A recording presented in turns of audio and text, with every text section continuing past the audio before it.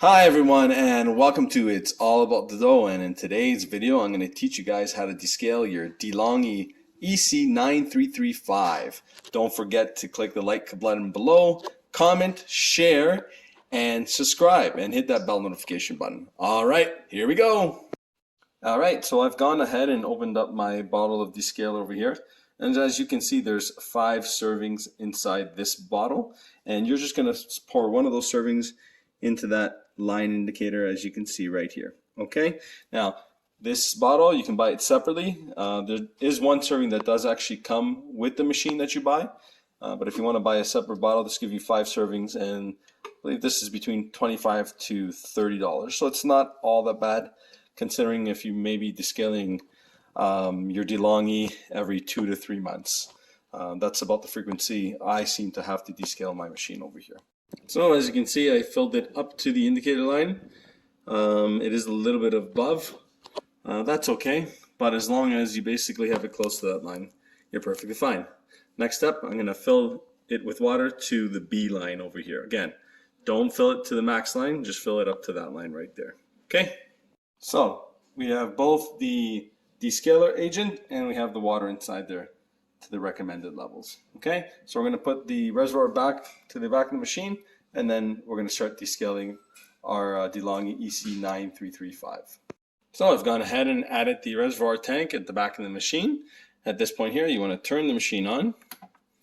Okay, we got our lights flashing. You can see that our descaling indicator is on at a solid light. Over here, you want to turn the dial to the descale option here. Okay, and that just means that it's preparing itself to descale, and then you want to go ahead and press the OK button. And I've put a cup here just so that it can collect the excess amount of water. We're going to let it do its thing here, and when we're almost finished here, it does take a little bit of time. Okay, so do have a little bit of patience, and we're going to come back and get our machine all cleaned up. Okay, so just a little side tip here, just in case you're wondering if you have to have the steamer dial turned to the steam option. You don't.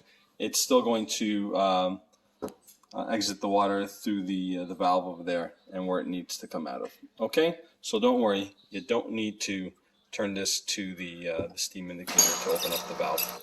Water tank is empty now, and we've gone through the initial process of the descaling. So this took about 30 minutes or so. And that's emptied the about a liter of water completely into the actual Pyrex cup that I have here. So what I'm going to do here is I'm going to remove this, and I'm going to set it aside, and I'm going to actually show you the particulates and the reason why we need to descale. And then I'm going to go ahead and replenish the reservoir tank at the back, fill it to the max. Okay, not sure if you can see it there. We got some particulates there, and right about there. So those are particulates that actually came out during the descaling process, and most likely that's just a buildup of calcium, and obviously you definitely want to get rid of that stuff right there, because then afterwards, if you have a good flow, water flow through your machine, it's going to do a better job at making the coffee.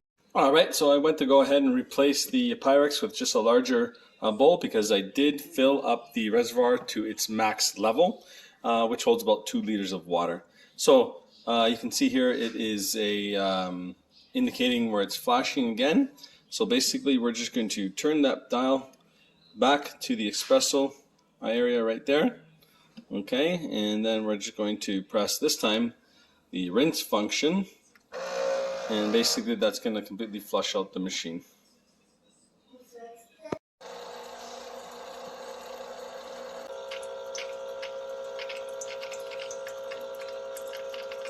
The descaling process is complete, and you can tell when it's complete when there's no more light indicating that you have to descale the machine.